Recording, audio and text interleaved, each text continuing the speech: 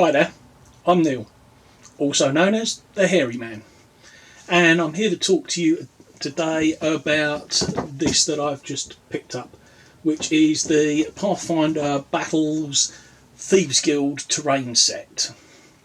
So, as you know, I've done a few reviews relating to miniatures and miniature terrain, and this works very well with the pre-painted Warlock tiles.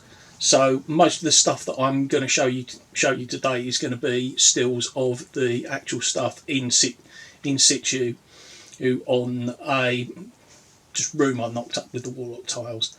So having a look at what you're getting with this set.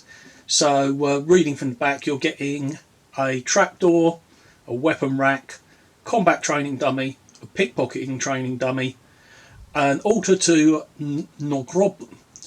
Hang on, let me pronounce this right. Norgroba, which, having done a little bit of research, is one of the rogue gods of the Pathfinder universe. There's a couple of altar braziers.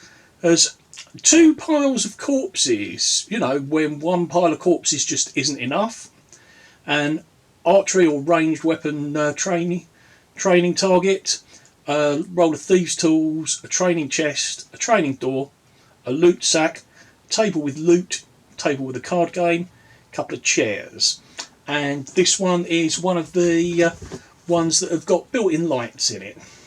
So, talking about things, we'll start off with this piece, which is the altar. And you can see there's a couple of sockets there, under which are mounted a couple of LEDs, and you can mount the braziers in there, and that lights up quite nicely. And you can see here that this is the altar, but if you push on the altar, it opens out. So it's a nice sort of like secret passageway, nice little set piece. Is to put into a room. So I'll be bringing up some pictures of stuff as we go through it. It's a nice piece, and it ties in with the 2 piles of corpses. These I'm afraid are a little situational, because they will only seem to work with this particular set, because as you can see they are sculpted so that they just fit in with the stairwell. But you know, who am I to argue with a pile of corpses? One of my favourite pieces here is the trapdoor. Now, trapdoor has got a working hinged lid on it, and when it's open, there's a tiny sort of like section of ladder that you can just pop in there onto a couple of pegs. So it gives the illusion of it being a trapdoor and there being stuff below it. I found that pretty cool, and obviously that will fit in with so many different scenarios. Let's refer back to the box. Weapon rack, it's a bit meh, but it's a nice piece of scene dressing. And combat training and the pickpocketing training dummy, yeah, they look really nice. Nice pickpocketing training dummy. You know, somebody's obviously been watching the old Oliver Twist films, almost with the bells on. So that's pretty good. Combat training dummy. They looks like it's come straight out of a Wing Chun training area. Braziers, they fit into the two recesses in the altar, and they glow quite nicely. Some nice translucent plastics there. The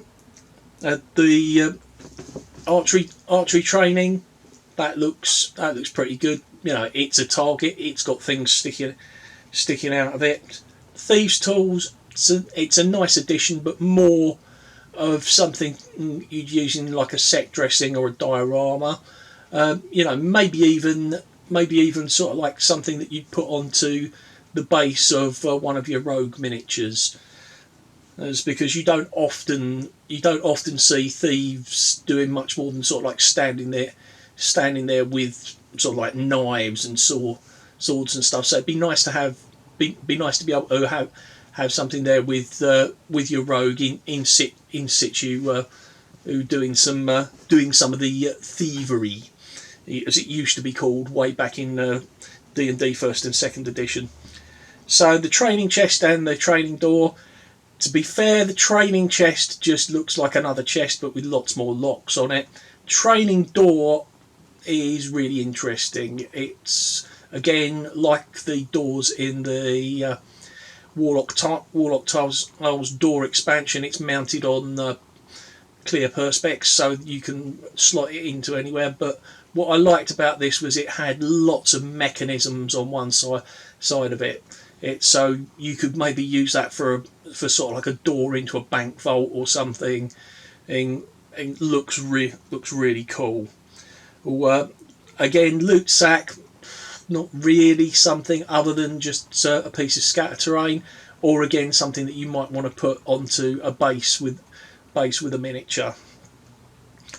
The tables and chairs are great. It's like if you are building up something and you want to put scenery in there, chairs and benches you can never seem to have enough of those, and these are fairly nice ones. And lastly, looking towards the table, it's like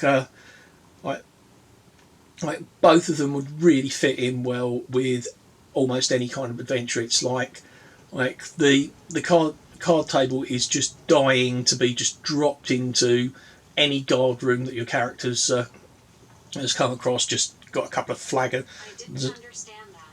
And no, you weren't supposed to understand that. Sorry about that. My phone seems to think I'm talking to it. So the card table, it feels like it should be, just sitting there. It's got like a half finished game on it. It's really nicely painted, really good quality thing. And the loot table, it's again one of those sort of like almost cliche scenes that you get, in the thieves den. There's just this big table with piles of coin and jewellery on it, just waiting to be counted out and appraised. So that's really nice, and both of those will fit in with like a multiple scenarios for your tabletop games. I did like it, although I did find a few things kind of situational, and not really a lot of use. There is quite a lot in there that's going to be quite easy to slot into anywhere else. Again, I am finding a lot of these sort of like terrain pieces to be quite pricey. Now, obviously, in this time, I do like to support independent gaming shops, and I picked this one up in Leisure Games in Finchley, and I paid just under £54 for this, and I find it's kind of pricey.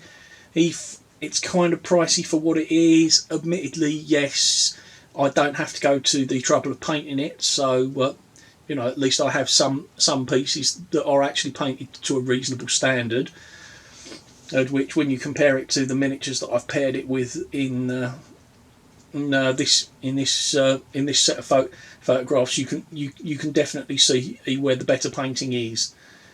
But I would not, by any stretch of the imagination, say this is an essential purchase, but it is very nice for what it is.